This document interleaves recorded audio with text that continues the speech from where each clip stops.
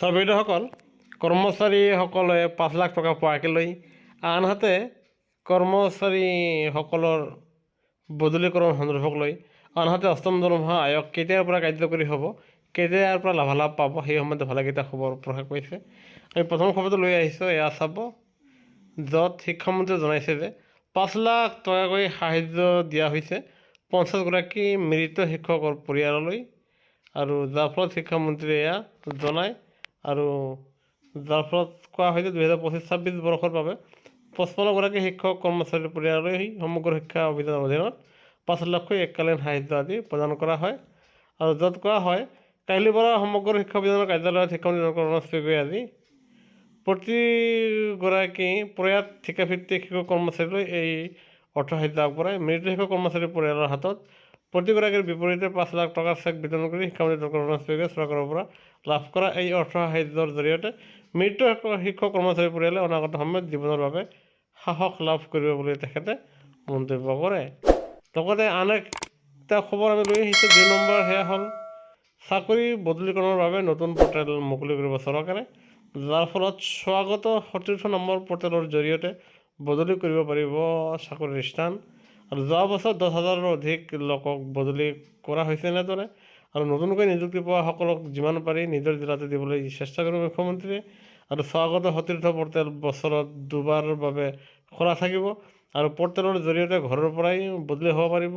যেনেকৈ চাকৰি আপোনাৰ নিকাভাৱে লাভ কৰিছে, ঠিক তেনেদৰে বদলিও নিকাভাৱে বছৰত 2বাৰ লাভ কৰিব বুলি মাননীয় মুখ্যমন্ত্ৰীয়ে জনাবলৈ দিয়ে। এতিয়া আমি ক'বলৈ ওলাইছোঁ অষ্টম দৰমহা আয়োগৰ এক বিশেষ শেহতীয়া খবৰ, আৰু সেয়া অষ্টম দৰমহা আয়োগ কেতিয়াৰ পৰা লাগু হ'ব, কৰ্মচাৰী পেঞ্চনৰ কেতিয়াৰ পৰা ইয়াৰ লাভালাভ পাব, আৰু ইয়াকে উত্তৰ দি মাননীয় মুখ্যমন্ত্ৰীয়ে কয় যে মুখ্যমন্ত্ৰীয়ে নৱনিযুক্ত প্ৰাৰ্থীসকলক দিলে এটা সুখবৰ, য'ত কৈছে যে অষ্টম দৰমহা আয়োগৰ নীতিমতে কৰ্মচাৰীসকলে লাভ কৰিব দৰমহা। মুখ্যমন্ত্ৰীয়ে কয় যে আপোনালোকে এই চাকৰিকেইটাৰ লগত লখিমীকো লগত লৈ আহিছে। 1 জানুৱাৰীৰ পৰা অষ্টম দৰমহা আয়োগ মতে দৰমহা লাভ কৰিব অসম চৰকাৰৰ কৰ্মচাৰীয়ে, আৰু আপোনালোকেও এই নিয়ম মতেই লাভ কৰিব দৰমহা। তাৰমানে 1 জানুৱাৰীৰ পৰা কাৰ্যকৰী হোৱাকৈ কৰ্মচাৰীসকলে অষ্টম দৰমহা আয়োগৰ সুবিধা লাভ কৰিব। আনহাতে চৰকাৰে যিহেতু 18 মাহ সময় লৈছে, তেনেহ'লে কৰ্মচাৰীসকলে 18 মাহৰ আপোনালোকে এৰিয়াৰ পোৱাটো নিশ্চিত হৈছে, যাৰ ফলত কৰ্মচাৰীসকলেও এইবাৰ কেন্দ্ৰীয় চৰকাৰৰ সমপৰ্যায়ৰ দৰমহাৰ লগতে সমপৰ্যায়ৰে এৰিয়া পাবলৈ সক্ষম হ'ব, আৰু এয়া নিশ্চয় ভাল খবৰ। এতিয়া আন এক শেহতীয়া খবৰ লৈ আহিছোঁ, সেয়া হ'ল ঠিকাভিত্তিক টেট শিক্ষকৰ মৰ্গে বনাছৰ বকে আদিৰ নিৰ্দেশ, আৰু য'ত এয়া গুৱাহাটী হাইকোৰ্টৰ গুৰুত্বপূৰ্ণ ৰায়দান দিছে, আৰু য'ত গুৱাহাটী হাইকোৰ্টে কৈছে যে ৰাজ্য চৰকাৰে ঠিকাভিত্তিক টেট শিক্ষকসকলক 2019 চনৰ জুলাইৰ পৰা 2021 চনৰ ডিচেম্বৰলৈ 5% মৰ্গে বনাছৰ বকে, আৰু 2021 চনৰ জুলাইৰ পৰা 2022 চনৰ আগষ্টলৈকে 11% আৰু 3% মৰ্গে বনাছৰ বকে আদায় দিব লাগিব বুলি ইয়াত ন্যায়ালয়ে জনাইছে। এতিয়া আমি আন এক খবৰ দিবলৈ ওলাইছোঁ, সেয়া হ'ল নগাঁও জিলা কৰ্মচাৰী পৰিষদত সদৌ অসম কৰ্মচাৰী পৰিষদৰ সভাপতি দীপেন শৰ্মাই জনায় যে ৰাজ্য চৰকাৰৰ সফলতাৰ বাবে আপোনাৰ ৰাজ্য চৰকাৰৰ কৰ্মচাৰীসকলৰ ওপৰত নিৰ্ভৰশীল, যাৰ ফলত তেখেতে কয় যে কৰ্মচাৰীসকলৰ বিভিন্ন বিষয় ৰাজ্য চৰকাৰক উপস্থাপন কৰিব, তাৰে ভিতৰত স্বাস্থ্য বিষয়, অনিশ্চিত ভৱিষ্যতৰ শংকা দূৰ কৰা, আৰু কিছু জটিল বিষয় নিশ্চিতভাৱে ৰাজ্য চৰকাৰৰ লগত সহাৱস্থান আৰু সহমত কৰি আন্দোলন বৰ্জিত পৰিৱেশৰ মাজেৰে আগবাঢ়ি যাব। আৰু লগতে NPS আৰু OPS বিষয়টো ৰাজ্যখনৰ কৰ্মচাৰী সমাজে কোনো কাৰণতে পৰিহাৰ কৰিব নোৱাৰে, আৰু OPS বিষয়টো আপোনাৰ স্পষ্টভাৱে চৰকাৰৰ সৈতে সেয়া তুলি ধৰিব।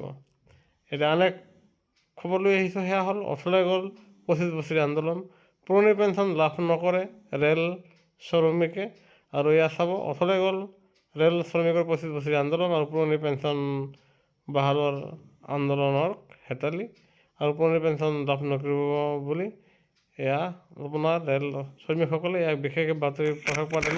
বাইদেউসকল, ভোগালী বিহুৰ পূৰ্বে চৰকাৰী কৰ্মচাৰীসকলৰ দৰমহা বৃদ্ধি পাব, লগতে আপোনালোকৰ আন সমস্যাসমূহ সমাধান হ'ব, আৰু ইয়াকে লৈ এয়া চাব কৰ্মচাৰীসকলৰ দৰমহা বৃদ্ধিৰ ক্ষেত্ৰত এয়া চাব অষ্টম দৰমহা আয়োগৰ সময়ত আপোনালোকৰ যদি কিবা আপত্তি আছে, কিবা দাবী আছে, যদিহে কিবা পৰামৰ্শ আছে, সেয়া কৰ্মচাৰী সমাজক সেয়া দিবলৈ কৈছে। এয়া চাব, আমি আপোনালোকক দেখুৱাইছোঁ বিশেষ শেহতীয়া খবৰ। এয়া চাব, ৰাজ্য চৰকাৰে অৱসৰপ্ৰাপ্ত IAS বিষয়া সুভাষ দাসৰ অধ্যক্ষতাত গঠন কৰিবলগীয়া 8ম দৰমহা আয়োগৰ ওচৰত প্ৰায় 4,50,000 শিক্ষক লগতে অন্যান্য কৰ্মচাৰীক প্ৰতিনিধিত্ব কৰা সংগঠনসমূহে আপত্তি দাবী জনোৱাৰ লগতে বিভিন্ন পৰামৰ্শ আগবঢ়াবলৈ সাজু হৈছে। যোৱা 1 জানুৱাৰীত সাংবাদিকৰে সৈতে হোৱা মত বিনিময় অনুষ্ঠানত মুখ্যমন্ত্ৰী ডক্টৰ হিমন্ত বিশ্ব শৰ্মাই কেন্দ্ৰীয় চৰকাৰৰ পাছত দেশৰ ভিতৰতে অসমে প্ৰথম ৰাজ্য হিচাপে 8ম দৰমহা আয়োগ গঠন কৰাৰ কথা ঘোষণা কৰিছিল।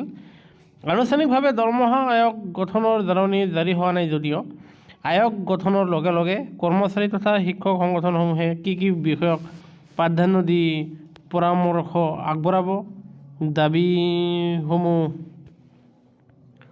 জনাব, সেই লৈ প্ৰাৰম্ভিক পৰ্যায়ত আলোচনা হৈছে বুলি জানিব পৰা গৈছে। উল্লেখযোগ্য যে 7ম দৰমহা আয়োগে ৰাজ্যৰ কৰ্মচাৰী সমাজক 20 স্তৰত ভাগ কৰি অৰ্থাৎ 3,900 টকাৰ পৰা আৰম্ভ কৰি 11,800 টকালৈ গ্ৰেড পে সৃষ্টি কৰি সংশোধিত দৰমহা নিৰ্ধাৰণ কৰিছিল। কেইবাটাও স্তৰত গ্ৰেড পে নিৰ্ধাৰণ কৰাৰ পাছত দেখা সমস্যাসমূহ নিৰাময় কৰিবলৈ বিত্ত বিভাগে গঠন কৰা হোৱা দূৰীকৰণ কমিটিয়ে পুনৰ গ্ৰেড পে ঠিক কৰিবলগীয়া হৈছিল। 7ম দৰমহা আয়োগৰ দৰমহা নিৰ্ধাৰণত থকা অহোৱাসমূহ দূৰ নোহোৱাকৈ থাকি গ'ল, যাৰ বাবে একাংশ কৰ্মচাৰীয়ে ন্যায়ালয়ত শৰণাপন্ন হ'বলগীয়া হৈছিল। 7ম দৰমহা আয়োগৰ প্ৰতিবেদনত থকা অহোৱাসমূহ 8ম দৰমহা আয়োগত দূৰ কৰাও অন্যতম দাবী হ'ব কৰ্মচাৰী সমাজৰ। একে জীৱনশৈলীৰে একেখন বজাৰৰ খাদ্য সামগ্ৰীৰ দামৰ লগত থকা সম্পৰ্কৰে ৰাজ্য চৰকাৰ আৰু কেন্দ্ৰীয় চৰকাৰৰ কৰ্মচাৰীসকলে বাস কৰে। তেনে ক্ষেত্ৰত কেন্দ্ৰ আৰু ৰাজ্য চৰকাৰৰ দৰমহাৰ মাজত আকাশ পাতাল পাৰ্থক্য থাকে। সেয়েহে ৰাজ্যৰ প্ৰায় 4,50,000 কৰ্মচাৰী লগতে শিক্ষকসকলক প্ৰতিনিধিত্ব কৰা সংগঠনসমূহৰ 8ম দৰমহা আয়োগৰ ওচৰত কেন্দ্ৰৰ সমাহাৰত দৰমহা নিৰ্ধাৰণ কৰাটো প্ৰধান দাবী হ'ব বুলি জানিব পৰা গৈছে। আনহাতে 7ম দৰমহা আয়োগে নিৰ্ধাৰণ কৰা 20টাৰ পৰা গ্ৰেড পেৰ স্তৰ হ্ৰাস কৰাৰ পৰামৰ্শ সুভাষ দাসৰ অধ্যক্ষতাত গঠিত 8ম দৰমহা আয়োগৰ পৰামৰ্শত আগবঢ়া হ'ব বুলি জানিব পৰা গৈছে।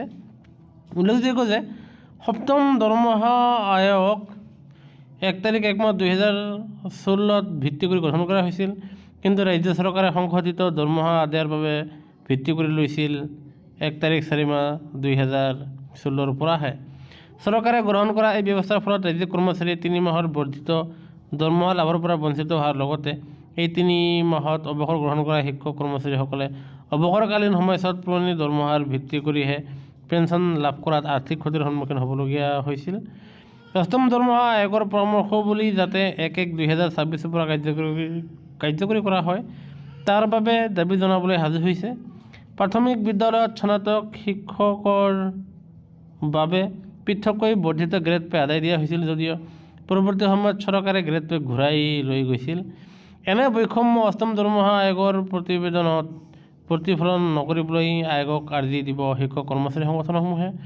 তদুপৰি শিক্ষকৰ আৰ্জিত ছুটিৰ ব্যৱস্থা কাৰ্যকৰী কৰা, চিকিৎসাজনিত ছুটি, অনুকম্পা ছুটি আৰু পিতৃ মাতৃৰ মৃত্যুত বিশেষ ছুটিৰ ব্যৱস্থা, মাষ্টাৰ ৰোল, ৱাৰ্কচাৰ্ছ আৰু টিউটৰসকলক চাকৰি নিয়মীয়া কৰা, বেতন সুৰক্ষাসহ সকলো শিক্ষক কৰ্মচাৰীৰ চাকৰি নিয়মীয়াকৰণ কৰা, অস্থায়ী শিক্ষক আৰু কৰ্মচাৰীৰ চাকৰি নিয়মীয়া কৰা, আৰ্থিক সুবিধাসহ সকলো কৰ্মচাৰীক পদোন্নতি দিয়াকে ধৰি বিভিন্ন দাবী 8ম দৰমহা আয়োগক জনাবলৈ ৰাজ্যত প্ৰায় 4,50,000 শিক্ষক কৰ্মচাৰীক প্ৰতিনিধিত্ব কৰা বিভিন্ন সংগঠনসমূহে সাজু হৈছে, যাৰ ফলত সকলো বৰ্গৰ কৰ্মচাৰীসকলে নিশ্চয় উপকৃত হ'ব।